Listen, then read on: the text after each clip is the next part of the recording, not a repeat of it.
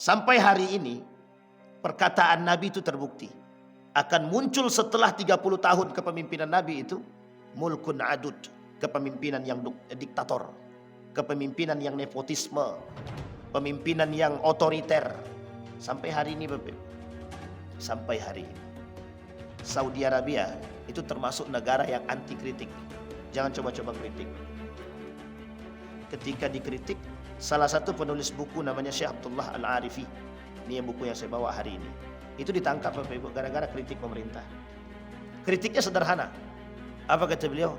Kami pengen di Saudi ini semuanya sama. Tidak ada ras-ras putih, ras hitam itu tidak ada. Kami semua sama, pengen sama. Orang kaya, orang miskin sama. Jangan dibeda-bedakan.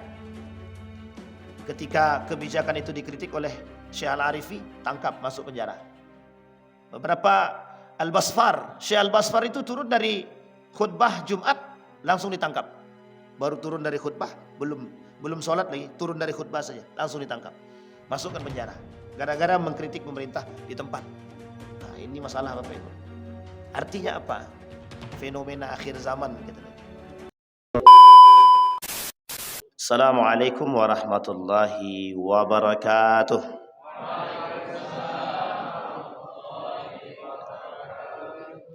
Alhamdulillahi Rabbil Alamin. Alhamdulillahilladzi hadana lihada wa ma kunna linahtadiya laula an hadana Allah. Ashhadu an la ilaha illallah wahdahu la syarika lah. Wa ashhadu anna Muhammadan abduhu wa rasuluh la nabiyya ba'd. Allahumma salli wa sallim wa barik ala hadzal nabiyil karim. Allahumma salli ala Muhammad wa ala ali Muhammad fil alamin innaka Hamidum Majid. Ya ayuhan nasu attaqu rabbakum alladhi khalaqakum min nafsi wahidah wa khalaqa minha zawjaha wa batha minhuma rijalan katsiran wa nisaa wattaqullaha alladhi tasaaluna bihi wal arham innallaha kana 'alaikum raqiba. Wa qala Allah ta'ala ya ayyuhalladzina amanu taqullaha wa qulu qawlan sadida yuslih lakum a'malakum wa yaghfir lakum dhunubakum wa may yuti'illaha wa rasulah faqad faza fawzan azima. Puji syukur kehadirat Allah dengan mengucapkan alhamdulillahirabbil alamin. Bersalawat kepada Nabi dengan mengucapkan Allahumma salli ala Muhammad wa ala ali Muhammad fil alamin innaka Hamidum Majid. Baik Bapak Ibu sekalian yang berbahagia, di pagi hari ini mudah-mudahan Allah limpahkan rahmat dan karunia-Nya kepada kita semua. Allah jadikan rumah tangga kita sakinah, mawaddah, warahmah. Allah jadikan anak-anak kita saleh dan solehah. Allah istiqomahkan kita dalam kebaikan dan ketaatan kepada Allah. Amin ya rabbal alamin. Baik Bapak Ibu sekalian yang berbahagia, judulnya ngeri-ngeri sedap akhir zaman. Wajahnya dah mulai tegang-tegang semua. Agak takut mati, tak apa tak tahulah. Bapak Ibu, ada yang takut mati di sini? Bapak-bapak ada yang takut mati? Ini diam semua tetap mau jawab. Apa takut mati? Ibu-ibu takut mati tak? Takut Bu? Kalau langsung mati? Takut mati tapi tiba-tiba mati dia. Nabi bilang dalam hadisnya begini, Bapak Ibu. Ini hadisnya sahih. Kata Nabi, kelak di akhir zaman itu umat muslim itu banyak sekali. Seperti buih di lautan. Saking banyaknya umat muslim itu. Tapi jumlah umat muslim yang banyak itu membuat umat muslim justru lebih lemah daripada mereka yang sedikit. Dalam Al-Quran Allah sebut begini dalam ayat.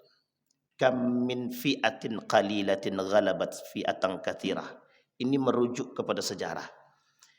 Ketika perang Badar 1, 2, 3 itu jumlah umat muslim sedikit. Ketika perang Uhud jumlah umat mukmin sedikit. Tapi menang semua, menang, berani gagah. Hari ini umat muslim di Indonesia itu terbesar di dunia. Terbesar di dunia. Tapi kemampuan umat muslim dan kekuatannya lemah, sangat lemah. Sehingga Nabi menyampaikan di dalam hadis tersebut, kaghusa isail. Saking ramenya umat muslim itu seperti buih di lautan, kata dia. Walakinnakum dhaif, kata dia. Tapi kalian kok lemah, kata dia. Kata Nabi. Nabi bilang begitu. Jumlah kalian banyak tapi kalian lemah. Penyakitnya cuma satu, kata dia. Penyakitnya wahan, kata dia. Cinta dunia dan takut mati. Ini bahasanya bahasa umum.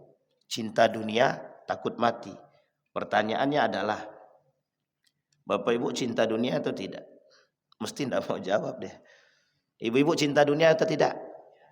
Oh iya, berarti kalau jawabnya iya berarti sesuai dengan apa yang dikatakan Nabi. Kalau jawabnya tidak, Ustaz, ya tak sesuai. Kalau cuma 1, 2, 3 mungkin. Nabi kata begitu. Di dalam tanda-tanda datangnya hari kiamat kecil itu, lahirnya Nabi itu tanda pertama. Dalam kitab Al-Armageddon atau Nihayatul Alam Syekh Al-Arifi misalkan, atau Syekh Mutawalli Sya'rawi mengatakan dalam Asratus Sa'ah As-Sughra, tanda-tanda datangnya hari kiamat kecil itu, lahirnya Nabi itu tanda kiamat. Lahirnya baginda Nabi Muhammad sallallahu alaihi wasallam tanda kiamat. Wafatnya Nabi tanda kiamat. Ini belum fenomena, baru tanda. Sekarang Bapak Ibu, hampir di beberapa negara itu ulama-ulamanya berbicara tentang hal yang serupa.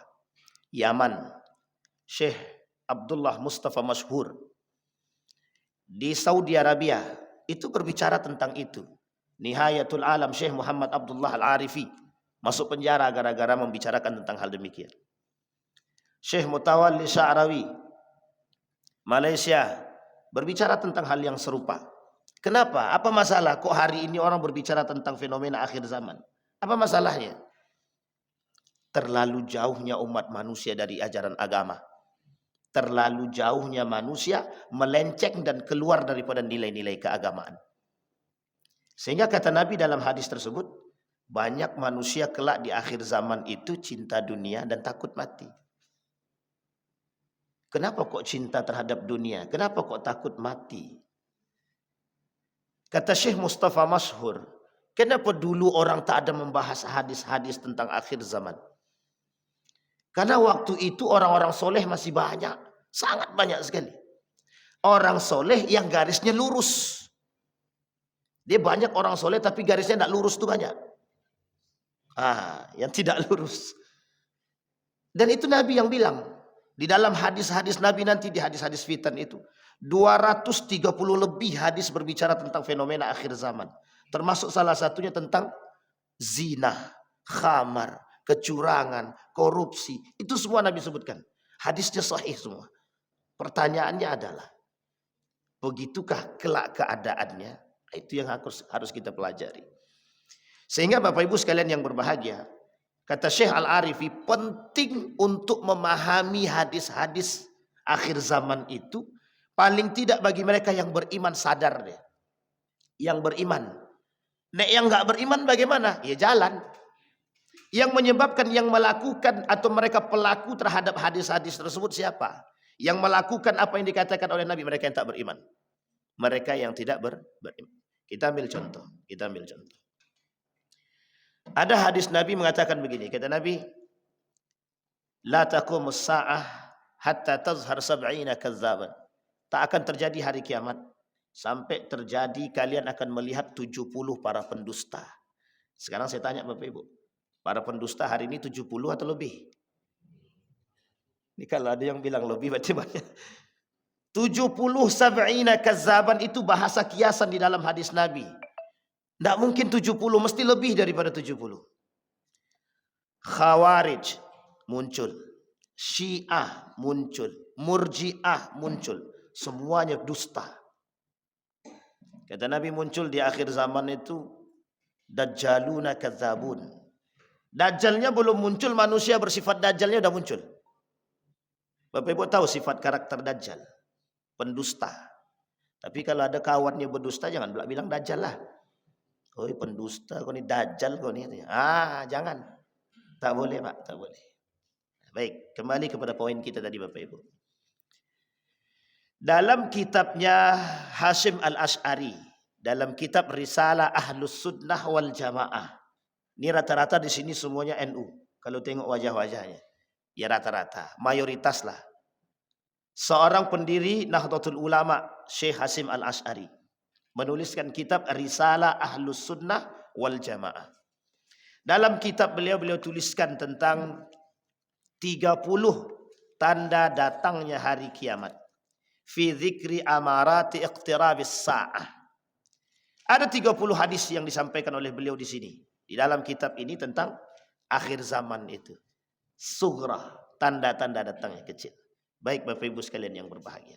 Nah, kita masuk Bapak Ibu pada hadis yang pertama.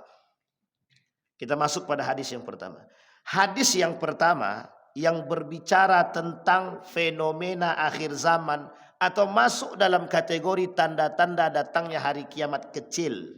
Yang pertama adalah bi'tsatun Nabi Muhammadin sallallahu alaihi wasallam. Apa itu bi'tsatun Nabi? Dibaiatnya baginda Nabi Muhammad sallallahu alaihi wasallam menjadi nabi. Umur berapa Bapak Ibu Nabi dibaiat? Ibu-ibu, Nabi dibaiat umur berapa? Assalamualaikum. Kalau tak ada yang jawab balik lagi. Bapak-bapak umur berapa Pak? Nabi dibaiat jadi Nabi umur berapa? Kalau sudah sering datang ke Mekah tapi masih tak tahu Nabi dibaiat berapa, itu besok balik lagi ke Mekah balik. Balik ke Madinah. Umur 40 Nabi dibaiat jadi Nabi. Ketika Nabi dibaiat jadi Nabi, itu tanda datangnya hari kiamat yang pertama. Tanda datangnya hari kiamat yang pertama, tanda-tanda kecil yang pertama. Tanda datangnya hari kiamat yang kedua, Fathu Makkah. Bapak Ibu tahu Fathu Makkah? Pembebasan kota. Ayatnya yang dibacakan oleh Qari'ah tadi. Inna fatahna laka fathan mubin. Ketika Allah memberikan kekuasaan kepada Nabi, kekuatan. Satu-satunya perperangan di muka bumi ini yang pertama sekali, perperangan tanpa pertumpahan darah. Ketika penaklukkan kota Mekah. Ini sejarahnya panjang Bapak Ibu. Sejarahnya panjang. Kata Syekh Safiur Rahman Al-Mubarakfuri, saking rindunya Nabi dengan Makkah, ketika Nabi hijrah ke Madinah, Madinah itu Yasrib. Sampai Nabi ke Yasrib 13 tahun di sana, saking lamanya Nabi di sana, kerinduan untuk balik ke Mekah itu ada. Rindu ingin melihat Ka'bah itu. Tapi karena kondisi tidak memungkinkan, ditahan. Sehingga kemudian turun perintah dari Allah untuk melakukan penaklukan kota Mekah. Yang ketika itu Abu Sufyan masuk ke dalam Islam. Abu Sufyan masuk Islam. Anaknya Muawiyah ibn Abi Sufyan sudah duluan masuk Islam. Terkenal sebagai panglima. Tapi dari jalur Muawiyah ibn Abi Sufyan muncul nepotisme pertama di dunia dalam kerajaan Islam. Ini perlu dipelajari. Dan itu kelak masuk dalam kategori kata Nabi dalam salah satu tanda datangnya hari kiamat. Nepotisme, kecurangan, kehancuran, diktator, kepemimpinan yang diktator, kepemimpinan yang zalim itu dimulai pada masa Muawiyah ibn Abi Sufyan. Dan dilanjutkan oleh anaknya Yazid bin Muawiyah. Pada masa Muawiyah ibn Abi Sufyan dengan Ali bin Abi Thalib muncul 3 kelompok sekaligus yang sampai hari ini masih ada. Satu Khawarij, yang kedua Syiah, yang ketiga Murji'ah. Ketiga-tiga ini hari ini memegang dunia. Termasuk salah satunya mereka bekerja sama dengan Yahudi. Nah, ini Bapak Ibu penting untuk dipahami. Sejarah ini kalau dirunut itu penting Pak. Biar Bapak Ibu tahu. Ini kalau Bapak Ibu tengok, ini saya kaitkan sedikit ya Bapak Ibu. Saudi Arabia itu tidak memboikot produk Israel. Saudi Arabia itu tidak memboikot produk Israel. Secara lisan kerajaan memboikot, secara kebijakan tidak. Pertanyaannya sama nggak dengan di Indonesia? Sama. Secara lisan kita boikot, secara perbuatan ada. Sekarang aja sudah mulai lemah nih. memboikot produk Israel. Sudah nggak kuat lagi gitu. Dah lidah kami dah gatal mau makan pizza Ustaz. Oke lah, makanlah. Tapi ketika Anda makan banyak yang mati itu tak masalah. Saudi Arabia, di depan Masjid Nabawi, di depan Masjidil Haram itu KFC masih buka terang-terangan. Pepsi masih jualan terang-terangan. Khawarij, Syiah, Murji'ah, itu 3 kelompok yang muncul pada masa Ali sampai hari ini ada dan bekerja sama, Pak, bekerja sama. Islam ini dihancurkan oleh Yahudi, itu kerjasama. Indonesia ini ditaklukkan oleh kelompok-kelompok tertentu, itu kerjasama. Dan itu Nabi sampaikan dalam hadisnya, Bapak Ibu. Disampaikan oleh Nabi dalam hadisnya. Ketika Nabi wafat 30 tahun setelahnya, kata Nabi, Al-khilafatu min ba'di 30 sinin. Setelah kepemimpinanku 30 tahun setelahnya. Setelah kepemimpinan Nabi muncul 30 tahun kepemimpinan setelah Nabi. Namanya khilafah. Khulafatur Rasyidin. Khulafaur Rasyidin. Abu Bakrin Siddiq. Umar bin Al-Khattab. Uthman bin Al-Affan. Ali bin Abi Talib. Terakhir. 7 bulan terakhir. Al-Hasan ibn Ali. 7 bulan cuma memimpin. Pindah direbut kekuasaannya sama siapa? Siapa Bapak Ibu? Muawiyah bin Abi Sufyan. Muawiyah bin Abi Sufyan kemudian, mohon maaf, melakukan keingkaran terhadap perjanjian dia dengan Al-Hasan. Apa ingkar janji dia? Ketika Hasan wafat, kata Hasan dalam perjanjiannya kalau Hasan wafat duluan, sementara kepemimpinan khilafah Muawiyah selesai, maka harus dikembalikan kepada kembalikan kepada musyawarah. Singkat cerita nggak dikembalikan. Muawiyah bin Abi Sufyan memberikan kepemimpinannya kepada siapa? Anaknya Yazid bin Muawiyah. Pertama kali nepotisme dilakukan dalam Islam. Dilakukan oleh Muawiyah bin Abi Sufyan. Masalahnya bukan itu. Kepemimpinan yang dibangun oleh Muawiyah bin Abi Sufyan, sepakat ulama-ulama Syam Damaskus tentang anak daripada Muawiyah bin Abi Sufyan, Yazid bin Muawiyah. Munafik, fasik. Ini sejarah, Bapak Ibu. Sampai hari ini perkataan Nabi itu terbukti. Akan muncul setelah 30 tahun kepemimpinan Nabi itu mulkun adud, kepemimpinan yang diktator, kepemimpinan yang nepotisme, pemimpinan yang otoriter. Sampai hari ini, Bapak Ibu. Sampai hari ini. Saudi Arabia itu termasuk negara yang anti kritik. Jangan coba-coba kritik, Bapak Ibu.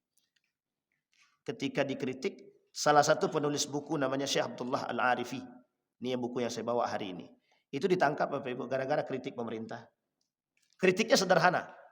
Apa kata beliau? Kami pengen di Saudi ini semuanya sama. Tidak ada ras-ras putih, ras hitam itu tidak ada. Kami semua sama, pengen sama. Orang kaya, orang miskin sama. Jangan dibeda-bedakan. Ketika kebijakan itu dikritik oleh Syekh Al-Arifi, tangkap, masuk penjara. Beberapa Al-Basfar, Syekh Al-Basfar itu turun dari khutbah Jumat langsung ditangkap. Baru turun dari khutbah, belum sholat lagi, turun dari khutbah saja langsung ditangkap. Masukkan penjara. Gara-gara mengkritik pemerintah di tempat. Nah, ini masalah Bapak Ibu. Artinya apa? Fenomena akhir zaman kata Nabi. Fenomena akhir zaman. Nah, yang pertama itu ketika Nabi diangkat jadi Nabi. Ketika Nabi diangkat jadi Nabi, itu adalah tanda kiamat pertama. Ketika Nabi kemudian, ketika penaklukan kota Mekah, tanda kiamat yang kedua. Dan yang ketiga, tanda kiamat yang ketiga, ketika baginda Nabi wafat. Ketika baginda Nabi wafat, masuk dalam kitab Armageddon itu masuk dalam tanda kiamat kecil. Wafat baginda Nabi. Ketika baginda Nabi wafat, sebelum baginda Nabi wafat, 7 nabi palsu muncul. 7 nabi palsu muncul. Ketika Nabi wafat, 3 nabi palsu muncul. Sekarang Nabi sudah tak ada, sahabat sudah tak ada, tabi'in tak ada, tabi'in tak ada, tinggal ulama lagi. Nabi palsu muncul berapa banyak? Banyak sangat nabi palsu. Di India. Di India ngaku nabi, di Indonesia ngaku Tuhan. Nah, itu mantapnya Bapak Ibu. Bedanya Indonesia dengan negara yang lain. Di India ngaku nabi, di Indonesia ngaku 2 sekaligus. Ngaku Tuhan sama ngaku malaikat. Yang tak ada hari ini kita temukan orang yang ngaku iblis. Itu tidak ada. Sebelum lihat ditulis nama mereka di EKTV itu, ada namanya iblis, setan itu tidak ada. Tapi kalau ngaku Tuhan, malaikat ada. Banyuwangi, tulis nama saya Tuhan kata dia. KTP-nya Bapak Ibu. Artinya apa Bapak Ibu? Fenomena. Masalahnya apakah betul ini fenomena akhir zaman atau tidak? Pada masa Nabi juga banyak kok Ustaz orang yang kayak gitu, betul. Pada masa Nabi banyak. Tapi orang soleh, jumlah orang soleh lebih banyak daripada orang zalim.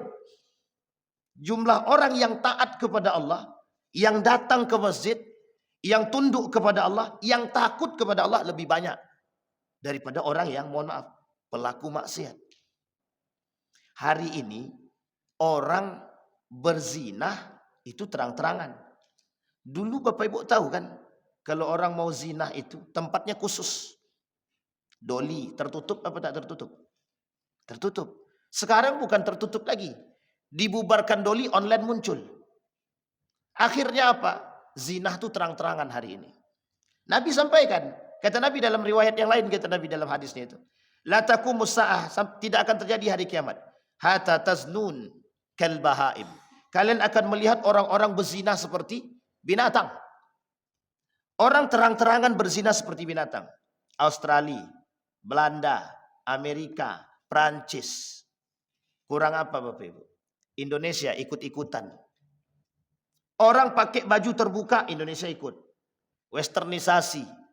Westernisasi itu apa? Kebarat-baratan. Kurang gaul kalau kami tidak barat, Pak Ustadz. Betul. Memang kurang gaul. Tapi maaf, saking kurang gaulnya membawa diri dia kepada neraka.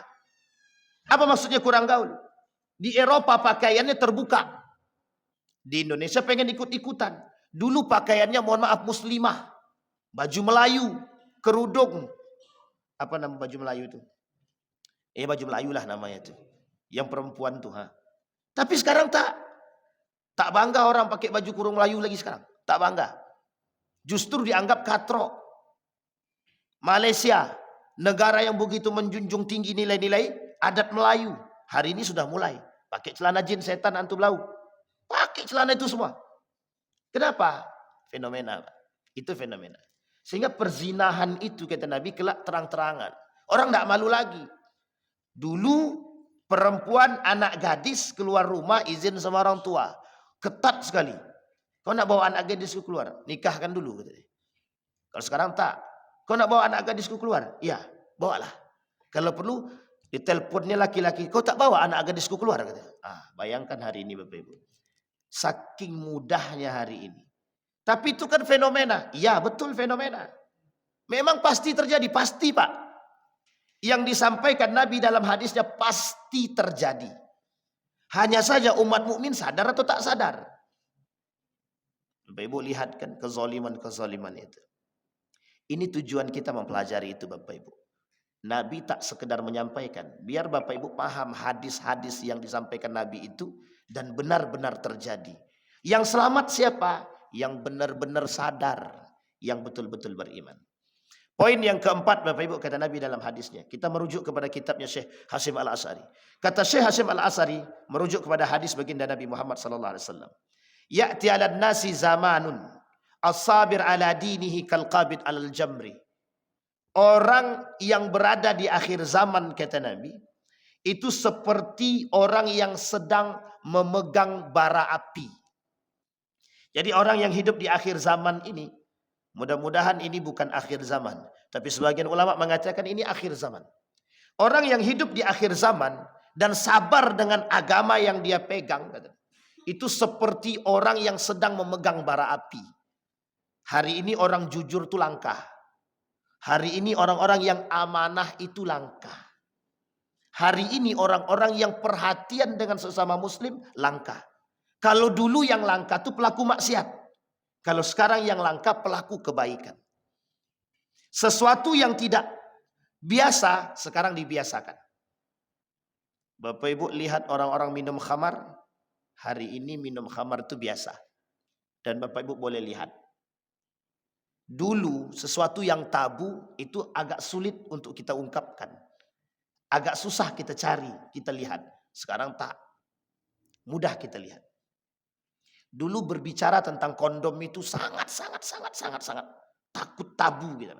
Tapi sekarang diperjualbelikan, ditaruh di depan. Itu fenomena atau bukan, Bapak Ibu? Itu Nabi kata. Maka orang yang selamat tuh yang memegang agama dia. Nah, orang yang memegang agama hari ini itu seperti memegang bara api. Kita ambil contoh, mohon maaf, jangan ada yang tersinggung Bapak Ibu. Dalam kepemerintahan misalkan. Bapak Ibu boleh lihat. Yang jujur tersingkir. Yang tak jujur bisa jadi kawan. Itu bahasa hari ini Bapak Ibu. Kau kalau tak korupsi, singkirkan. Tapi kalau kau korupsi, kawan awak. Yang diajak kawan tuh yang sama-sama. Sehingga mohon maaf, goyang iman. Iman tuh goyang. Yang tadinya sudah kuat menahan untuk tidak korupsi. Tapi karena kehilangan, lebih baik kehilangan agama daripada kehilangan kawan. Sehingga yang terjadi apa? Mudah sekali agama ini hilang. Mudah sekali nilai-nilai agama itu runtuh dari diri kita. Artinya apa? Orang yang sabar memegang nilai-nilai agama di akhir zaman itu seperti memegang bara api. Karena yang menggerogoti tidak satu, Pak, ribuan. Anda akan menjadi manusia yang paling aneh di antara manusia-manusia yang lain. Dan itu disampaikan oleh Nabi dalam hadisnya, tubalil ghuraba. Maka selamatlah, beruntunglah orang-orang yang aneh kelak di akhir zaman itu. Siapa yang aneh? Yang memegang nilai-nilai agama. Yang berani megang nilai agama. Kita soleh dikit dibilang sok soleh, sok suci. Rajin tahajud dibilang, ini cari perhatian. Orang rajin soleh, rajin sholat dibilang sok suci, sok soleh. Orang yang rajin tahajud dibilang cari pencitraan. Dan itu terjadi Bapak Ibu. Sehingga kita ini bingung harus berbuat apa. Tahajud salah, duha salah, sholat tepat waktu salah, tak sholat salah. Ya mesti tak salah lah kalau tak sholat. Tak sholat kita dicaci maki, sholat kita digibahi. Jadi lengkap semua. Artinya apa? Ya harus sabar. As-sabir ala dinihi kal qabid al jamri, kata Nabi. Maka perlu Bapak Ibu. Nah, sekarang yang harus dibangun di akhir zaman itu Bapak Ibu, komunitas. Komunitas apa? Komunitas yang soleh. Kunto Wijoyo dalam buku dia itu berbicara tentang social piety. Bapak Ibu tahu social piety ya? Social piety itu kesolehan berjamaah. Tidak sendiri-sendiri soleh itu lagi. Jadi ajak rame-rame untuk soleh bersama. Sehingga ketika ada orang yang ingin ngumpat bingung dia. Ingin mencaci maki dia bingung. Tak sanggup dia caci maki. Karena apa? Soleh berjamaah. Sedekah bareng-bareng. Sholat duha bareng-bareng. Meskipun tidak jamaah. Sholat tahajud bareng-bareng. Ada gerakan tahajud berjamaah. Sholat subuh berjamaah dan lain sebagainya. Itu hal biasa. Karena apa? Karena kita butuh itu Bapak Ibu. Di akhir zaman kita butuh itu. Karena kalau kita berdiri sendiri. Kalau iman kita tak kuat, kita goyang. Kita yang goyang. Maka tak salah ketika Mahfud MD bilang begini. Ini bahasa Mahfud MD ini perlu dicamkan juga Bapak Ibu. Orang soleh masuk ke pemerintahan jadi iblis, kata dia. Itu pertanyaan atau pernyataan? Pernyataan itu berbahaya atau berbahaya sangat. Artinya apa? Menunjukkan kelemahan iman seseorang. Itu yang paling berbahaya, Pak. Coba bayangkan, kalimat itu yang kemudian diadopsi oleh sekian banyak orang. Apa orang bilang? Oh iyalah, ke setiap orang soleh. Pokoknya orang soleh jangan masuk ke pemerintahan. Pertanyaannya, kalau orang soleh nggak masuk pemerintahan, kira-kira makin hancur atau makin baik? Itu masalahnya Bapak Ibu. Sekarang orang-orang yang soleh, mohon maaf, alim-alim ulama takut dia masuk ke pemerintahan. Takut jadi pemimpin. Kenapa takut jadi pemimpin? Nanti kalau kami masuk, yang tadinya soleh jadi tak soleh lagi. Sehingga dalam benak tuh muncul seperti itu. Sehingga apa yang terjadi? Mohon maaf. Sekularisasi. Artinya apa? Pemilahan agama dari tatanan kehidupan. Itu yang terjadi hari ini. Makanya kenapa? Mohon maaf. Dalam kepemerintahan, kepemimpinan, politik dan lain sebagainya. Itu agama seolah-olah dijauhkan. Kenapa? Ya harus begitu. Karena kalau banyak orang-orang yang masuk, orang-orang yang mengerti agama masuk, atau agama, nilai-nilai agama dimasukkan ke dalam politik, di dalam kepemerintahan, itu mencari orang-orang yang korupsi susah, kata dia. Sehingga oleh pemerintah, ini sekulerisasi Pak, yang dilakukan oleh Kemal Atatürk sampai hari ini. Kemal Atatürknya sudah mati, jariah tusuknya masih ada. Jariah suknya masih ada. Kemal Atatürk peletak batu sekulerisme pertama di dunia. Masih ingat Bapak Ibu ya, Kemal Atatürk ya? Siapa Kemal Atatürk Bapak Ibu? Presiden Turki yang merubah kepemimpinan dinasti kerajaan menjadi presidensial. Siapa dia? Kemal Atatürk. Kemal Atatürk itu cuma panglima. Kalau bahasa kita hari ini, Menteri Pertahanan Negara. Ketika dia menjadi Menteri Pertahanan atau panglima besar dia yang punya jalur komunikasi antara semua negara. Semua negara. Dia yang punya jalur komunikasi. Sehingga datang bisikan setan oleh negara Jerman, Perancis, dan Inggris. Kok kamu tidak bangun kekuatan sendiri? Kamu bisa membangun negara sendiri. Dikudetalah khalifahnya tadi. Setelah dikudeta, diambil alih sama dia. Muncul dua kepemimpinan. Satu sistem kerajaan, satu sistem presidensial. Yang tergulingkan kerajaan. Habis. Dibangun oleh Kemal Atatürk, semua anak-anak yang lulusan daripada Eropa diajak gabung. Yang sudah tercuci otaknya, sekulerisasi. Nilai-nilai agama berkurang. Itu yang diinginkan oleh dunia hari ini Bapak Ibu. Yang diinginkan oleh dunia hari ini memisahkan nilai-nilai agama. Maka Bapak Ibu, jangan salah kalau Bapak Ibu akan melihat kok hari ini orang-orang seperti tidak bernilai agama, tidak memegang nilai-nilai agama. Itu jangan salah, karena itu yang disampaikan oleh Nabi. Nabi kata begitu. Di pasar orang tak takut lagi bersumpah dusta, orang tak takut. Jual beli online, orang tak takut lagi nipu. Barang yang dikirim tak sama dengan barang yang diposting. Orang tak takut lagi nipu sekarang. Suap, yang tadinya suap itu haram, ada ulama bilang halal. Coba Bapak Ibu bayangkan. Suap itu Bapak Ibu 100.000 ke bawah dianggap tidak suap. Dalam aturan. Coba bayangkan dalam aturan 100.000 ke bawah tidak suap. Pertanyaannya itu merusak agama atau tidak? Kira-kira 100.000 ke bawah dalam agama suap apa tak suap? Tak ada yang berani bilang. Suap apa tidak Pak? 100.000 ke bawah. Suap apa tak suap? Kalau tak bilang suap berarti takut tuh. Dalam agama 100.000 ke bawah suap. Kok muncul peraturan mengatakan 100.000 ke bawah itu tidak suap? Sehingga semua orang sekarang mulai menyuap-nyuap. Dengan dalih apa? Siapa itu? Itu kan tidak suap. Siapa bilang tak suap? Aturan siapa? Aturan pemerintah. Berarti apa? Pemerintah menjauhkan nilai agama dari sistem tersebut. Coba Bapak Ibu bayangkan. Itu real. Pernyataan para mereka-mereka yang mohon maaf, pelaku. Jadi Bapak Ibu, kita harus sabar dalam beragama hari ini. Betul-betul harus memegang. Nabi mengingatkan Ibnu Abbas itu, dia cuma kasih 30 menit ya. Sedikit lagi Bapak Ibu. Nabi bilang kepada Ibnu Abbas, ihfazillah yahfazka. Jagalah olehmu nilai-nilai agama. Pertanyaannya adalah, bagaimana cara kita menjaga nilai-nilai agama? Bapak Ibu sholat, tapi lidahnya masih gibah kan? Kita masih sholat, tapi tangan masih menerima suap. Kita sholat, tapi korupsi jalan terus. Kita suap, mencaci maki orang masih kuat. Artinya apa? Di mana letak nilai agamanya? Di mana letak nilai agamanya? Kita umat muslim, sholat jalan, tahajud oke. Tapi ketika ada tetangga yang tak makan, kita antipati Pak. Kita tidak punya, kita acuh saja. Oh masalah dia mau makan tak makan tak urusan, yang penting keluargaku aman. Itu manusia hari ini. Artinya apa? Mana yang dikatakan memegang nilai-nilai agama? Kalau mereka paham nilai sholat, inna salata tanha anil fakhsha wal munkar.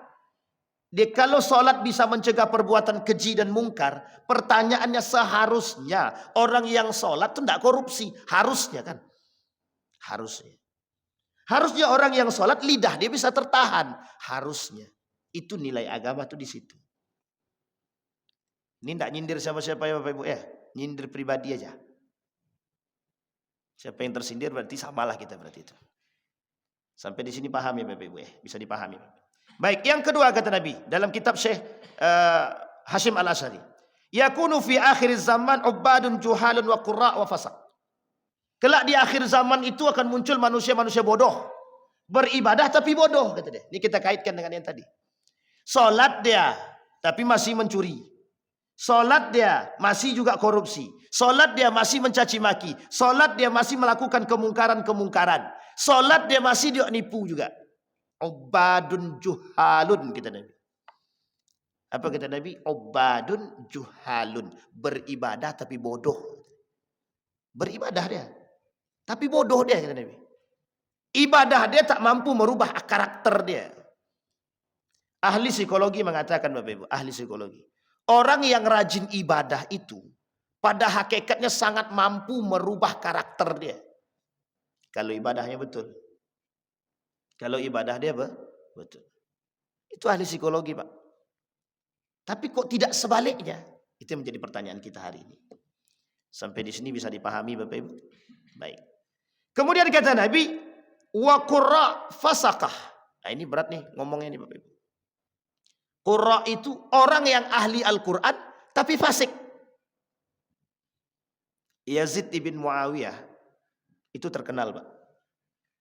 Kurang baik apa dia? Sangat baik secara baca Qurannya.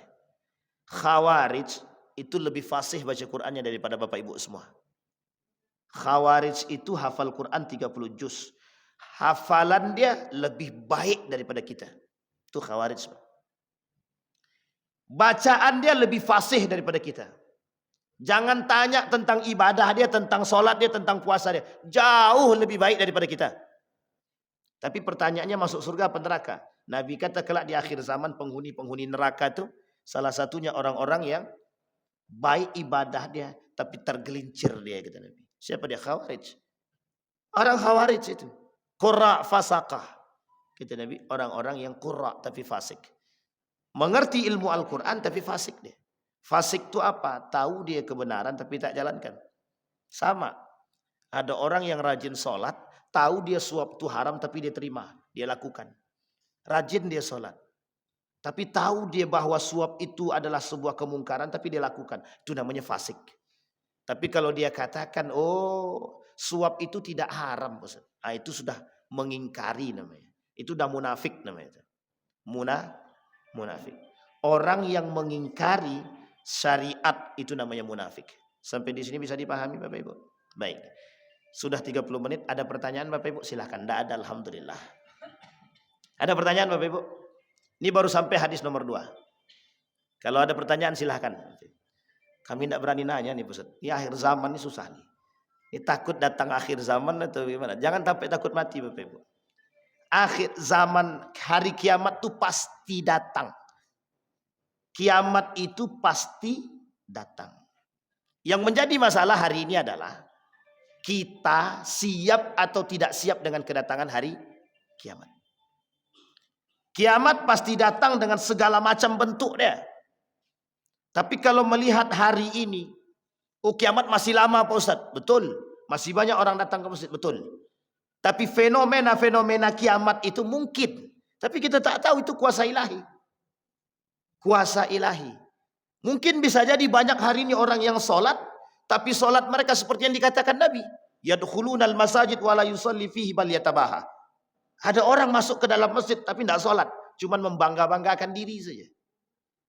Orang yang bermegah-megahan saja. Masuk ke dalam masjid sombong. Masuk ke dalam masjid angkuh. Masuk ke dalam masjid cuma untuk membanggakan diri dia. Untuk bermegah-megahan saja kata Nabi. Mereka tidak sholat. Sholat mereka cuma main-main. Wa idza qamu ila salati qamu kusala. Kata Allah. Siapa mereka? Munafik. Baik Bapak Ibu sekalian yang berbahagia. Sudah 30 menit lebih Bapak Ibu. Ada pertanyaan? Kalau tidak ada, kita tutup Bang. Nah, iya kata Bang ya. Cepat jawab Abang. Cepatlah tutup, ini bahaya nih gitu ya. Inilah bahasan akhir zaman. Maka Bapak Ibu sebelum saya tutup Bapak Ibu. Ini entah kebetulan apa tidak saya nggak tahu juga. Ketika kami ke Malaysia, di beberapa radio itu pembicaraannya sama. tentang permasalahan akhir zaman, tanda-tanda hari kiamat meskipun kecil. Ketika kami sampai di Qatar, beberapa ulama berbicara tentang hal yang sama. Dan kemarin ketika kami di Saudi juga sama. Buku yang disodorkan kepada kami adalah judul bukunya Nihayatul Alam. Ketika kami naik taksi, kebetulan taksinya seorang dosen dan hafal Al-Quran 30 juz, dan beliau bercerita panjang lebar tentang Saudi Arabia. Yang beliau sampaikan adalah tanda-tanda datangnya hari kiamat. Artinya apa? Dulu ulama tidak berbicara tentang ini. Makanya dulu ulama mengecam untuk orang-orang yang berbicara tentang hari kiamat. Hadis-hadis fitan itu. Tapi hari ini ulama mulai kembali membicarakan hal demikian. Agar orang-orang beriman kembali kepada keimanan yang benar. Agar orang-orang muslim itu sadar bahwa apa yang dikatakan oleh Nabi pasti terjadi.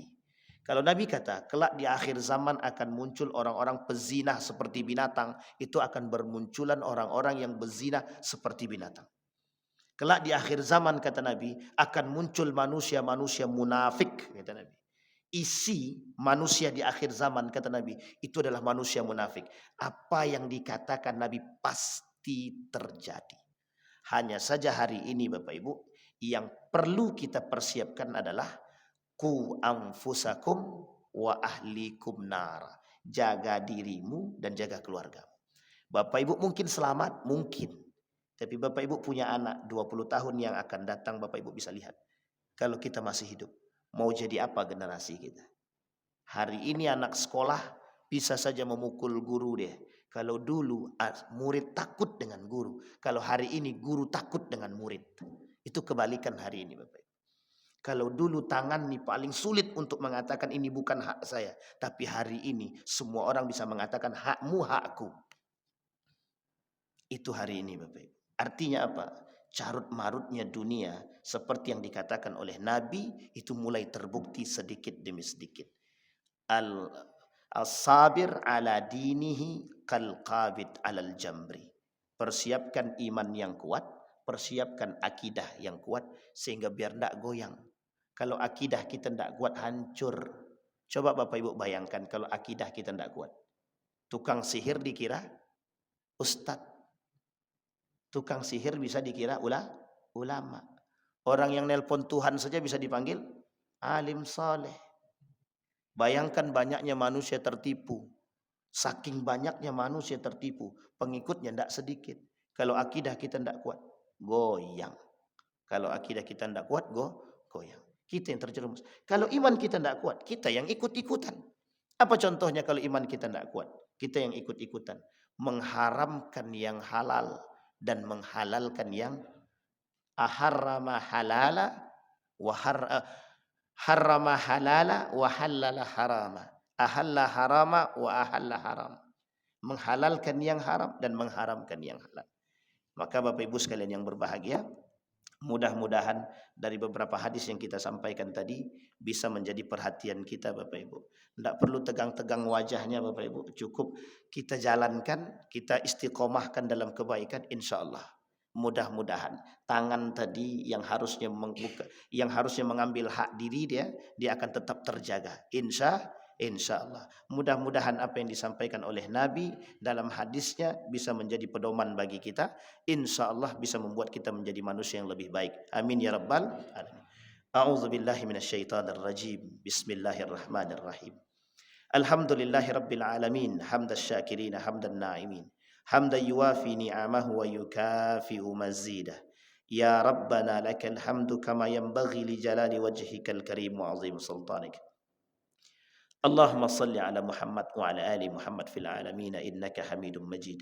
Allahumma ighfir lana dhunubana wa kaffir 'anna sayyi'atina wa tawaffana ma'al abrar. Ya Aziz ya Ghaffar ya Rabbal alamin.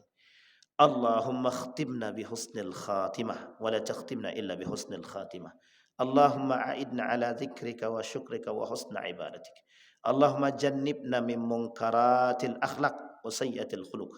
Allahumma rabbana hab lana minas salihin. Rabbana hab lana min azwajina wa dhurriyyatina qurrata a'yun waj'alna lil muttaqina imama. Allahumma jamma'na ma'al qaumis salihin was siddiqin was syuhada'i was salihin. اللهم انصر من نصر الدين واخذل من خذل المسلمين. اللهم انصر إخواننا المجاهدين في فلسطين وفي غزة وفي كل مكان. اللهم دمر اليهود. اللهم أهلك الكفرة والمبتدعة والمشركين أعداءك أعداء الدين.